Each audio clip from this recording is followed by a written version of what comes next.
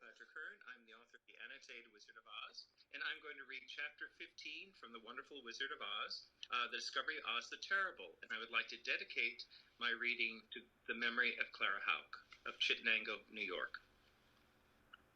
The four travelers walked to the great gate of the Emerald City and rang the bell. After ringing several times, it was opened by the same guardian of the gate they had met before. "What, are you back again?" he asked in surprise. "Do you not see us?" answered the Scarecrow. "But I thought you had gone to visit the Wicked Witch of the West." "We did visit her," said the Scarecrow. "And she let you go again?"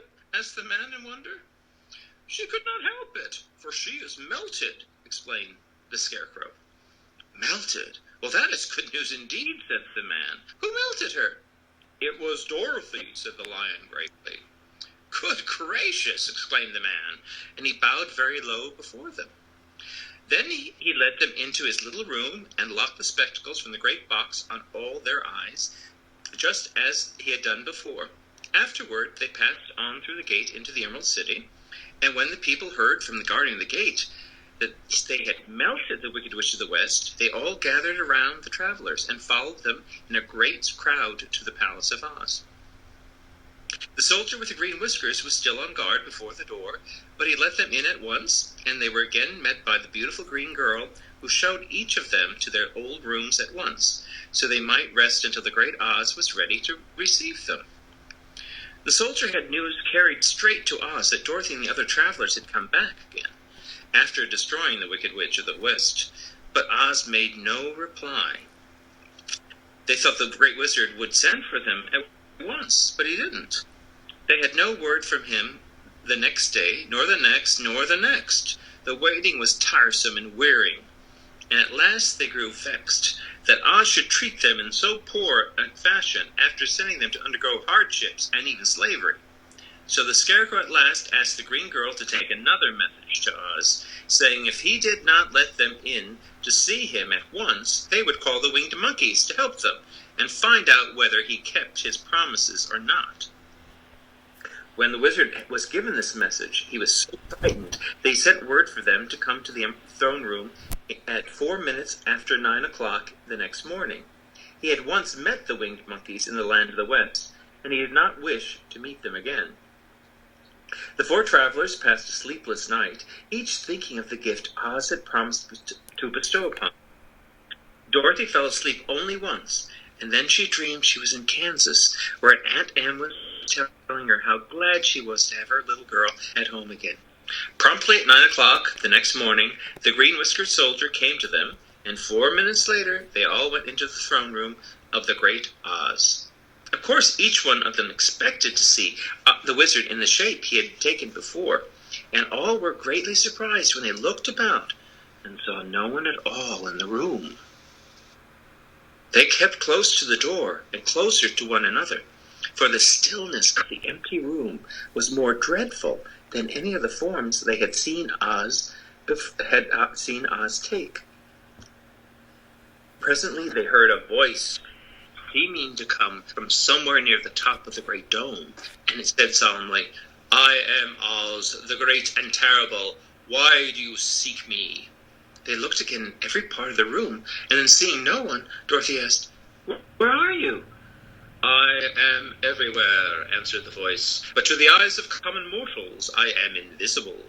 I will now seat myself upon my throne, that you may converse with me." Indeed, the voice seemed just then to come straight from the throne itself, so they walked toward it and stood in a row while Dorothy said, "We have come to claim our promise, O Oz." "What promise?" asked Oz. "You promised to send me back to Kansas, where the Wicked Witch was destroyed," said the girl. "And you promised to give me brains," said the Scarecrow. "And you promised to give me a heart," said the Tin Woodman. "And you promised to give me courage," said the Cowardly Lion. "Is the Wicked Witch really destroyed?" asked the voice, and Dorothy thought it trembled a little. "Yes," she answered, "I melted her with a bucket of water." "Dear me," said the voice. "How sudden? Well, come to me tomorrow, for I must have time to think it over." "You've had plenty of time already," said the Tin Woman angrily. "We shan't wait a day longer," said the Scarecrow. "You must keep your promises to us," exclaimed Dorothy. The lion thought it might be as well to frighten the wizard, so he gave a large, loud roar, which was so fierce and dreadful that Toto jumped away from him in alarm and tipped over the screen that stood in a corner. As it fell with a crash, they looked that way, and the next moment all of them were filled with wonder, for they saw standing in just the spot the screen had hidden a little old man with a bald head and a wrinkled face, who seemed to be as much surprised as they were. The Tin One, raising his axe, rushed toward the little man and cried out, "Who are you?" I'm Oz, the great and terrible," said the little man in a trembling voice. But don't strike me. Please don't. And I'll do anything you want me to." Our friends looked at him in surprise and dismay. "I thought Oz was a great head," said Dorothy. "And I thought Oz was a lovely lady," said the Scarecrow. "And I thought Oz was a terrible beast," said the Tin Woodman. "And I thought Oz was a ball of fire," exclaimed the Lion. "No, you're all wrong," said the little man meekly. "I've been making believe." "Making believe!" cried Dorothy. "Are you not a great wizard?" "Hush, my dear," he said. "Don't speak so loud, or you'll be overheard. I should be ruined. I'm supposed to be a great wizard." "And aren't you?" she asked. "Oh, not a bit of it, my dear. I'm just a common man."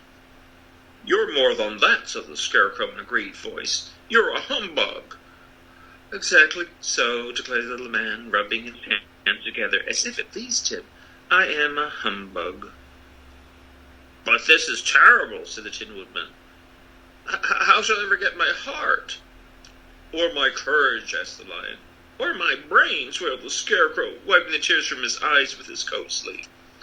"My dear friend," said Oz, "I pray you not speak of these little things. Think of me and the terrible trouble I'm in at being found out." "Doesn't anyone else know you're a humbug?" asked Dorothy. "No one knows it but you four, and myself," replied Oz. "I have fooled everyone so long that I thought I should never be found out. It was a great mistake my ever letting you into the throne room. Usually I will see myself, and so they believe I'm something terrible." "But I don't understand," said Dorothy, in bewilderment. "How was it that you appeared to me as a great head?" "That was one of my tricks," answered Oz. "Step this way, please, and I will tell you all about it." He led the way to a small chamber in the rear of the throne room, and they all followed him.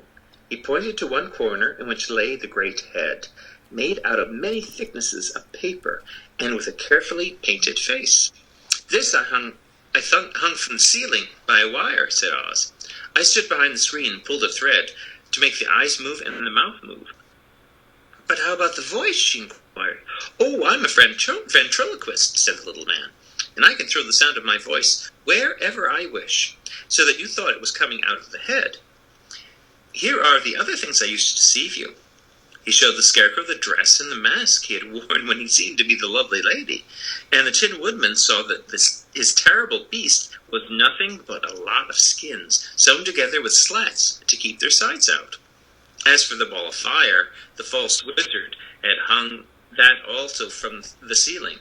It was really a ball of cotton that when oil was poured over it, the ball burned fiercely. "Really," said the Scarecrow, "you ought to be ashamed of yourself for being such a humbug." I certainly am," answered the little man sorrowfully, "but it was the only thing I could do. Sit down, please. There are plenty of chairs, and I will tell you my story." So they sat down and listened while he told the following tale. "I was born in Omaha." "But isn't far from Kansas," cried Dorothy. "No, but it's farther from here," he said, shaking his head at her sadly. "When I grew up, I became a ventriloquist. At that, I was very well trained by a great master. I could imitate any kind of a bird or beast." Here he mewed like a kitten. Meow! That Toto pricked up his ears and looked everywhere to see where she was. "After a time," continued Oz, "I tired of that and became a balloonist." "What's that?" asked Dorothy. "A man who goes up in a balloon on circus day so as to draw a crowd of people together and get them to pay to see the circus," he explained. "Oh," she said, "I know. Well, one day I went up in a balloon and the ropes got twisted so that I couldn't come down again. It went way up above the clouds so far that a current of air struck it and carried it many, many miles away. For a day and a night I traveled through the air, and on the morning of the second day I awoke and found the balloon floating over a strange and beautiful country. It came down gradually, and I was not hurt a bit, but I found myself in the midst of a strange people who, seeing me come from the clouds, thought I was a great wizard. Of course I let them think so, because they were afraid of me and promised to do anything I wished them to. Just to amuse myself and keep them busy, I ordered them to build this city and my palace, and they did it all willingly and well. Then I thought, as the country was so green and beautiful, I would call it the Emerald City, and to make the name fit better, I put green spectacles on all the people, so that everything they saw was green. But isn't everything here green? Asked Dorothy. No more than in any other city, replied Oz. But when you wear green spectacles, why, of course, everything you see looks green to you. The Emerald City was built a great many years ago, for I was a young man when the balloon brought me here. And I'm a very old man now, but my people have worn green glasses on their eyes so long that most of them think it really is an Emerald City. And it certainly is a beautiful place, abounding in jewels and precious metals and every good thing that is needed to make one happy. I have been good to the people, and they like me. But ever since this palace was built, I have shut myself up and would not see any of them. One of my greatest fears was the witches, for while I had no magical powers at all, I soon found out that the witches were really able to do wonderful things. There were 4 of them in this country, and they ruled the people who lived in the north and south and east and west. Fortunately, the witches of the north and south were good, and I knew they would do me no harm. But the witches of the east and west were terribly wicked, and they not thought I was more powerful than they themselves, they would surely have destroyed me. As it was, I lived in deadly fear of them for many years, so you can imagine how pleased I was when I heard your house had fallen on the Wicked Witch of the East. When you came to me, I was willing to promise anything, if you would only do away with the other witch. But now that you have melted her, I am ashamed to say I cannot keep my promises. I think you're a very bad man, said Dorothy. Oh, no, my dear, I'm a really very good man. But I'm a very bad wizard, I must admit. Can't you give me brains? Asked the Scarecrow. You don't need them. You are learning something every day. A baby has brains, but doesn't know much. Experience is the only thing that brings knowledge, and the longer you are on Earth, the more experience you're sure to get. That may be true, said the Scarecrow, but I shall be very unhappy unless you give me brains. The false wizard looked at him carefully. Well, he said with a sigh, I'm not much of a magician, as I said, but if you will come to me tomorrow morning, I will stuff your head with brains. I cannot tell you how to use them, however. You must find that out for yourself. Oh, thank you, cried the Scarecrow. I'll find a way to use them, never fear. But how about my courage? Asked the Lion anxiously.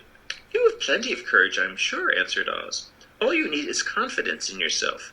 There is no living thing that is not afraid when it faces danger. True courage is in facing danger when you are afraid, and that kind of courage you have in plenty. Perhaps I have, but I'm scared just the same, said the Lion. I shall really be very unhappy unless you give me the sort of courage that makes one forget he is afraid. Very well, I will give you that sort of courage tomorrow, replied Oz. How about my heart? Asked the Tin Woodman. Why, as for that, answered Oz, I think you are wrong to want a heart. It makes most people unhappy. If you only knew it, you are in luck not to have a heart. That might be a matter of opinion, said the Tin Woodman. For my part, I will bear all unhappiness without a murmur, if you will give me the heart. Very well, answered Oz meekly. Come to me tomorrow, and you shall have a heart. I have played wizard so many years that I may as well continue the part a little longer. And now, said Dorothy, how am I to get back to Kansas? We shall have to think about that, replied the little man. Give me 2 or 3 days to consider the matter, and I'll try to find a way to carry you over the desert. In the meantime, you shall all be treated as my guests, and while you live in the palace, my people will wait upon you and obey your slightest wish. There's only one thing I ask in return for my help, such as it is. You must keep my secret and tell no one I am a humbug." They agreed to say nothing of what they had learned, and went back to their rooms in high spirits. Even Dorothy had hoped that the great and terrible humbug, as she called him, would find a way to send her back to Kansas. And if he did that, she was willing to forgive him everything. And tune in tomorrow for the next episode, Chapter 16.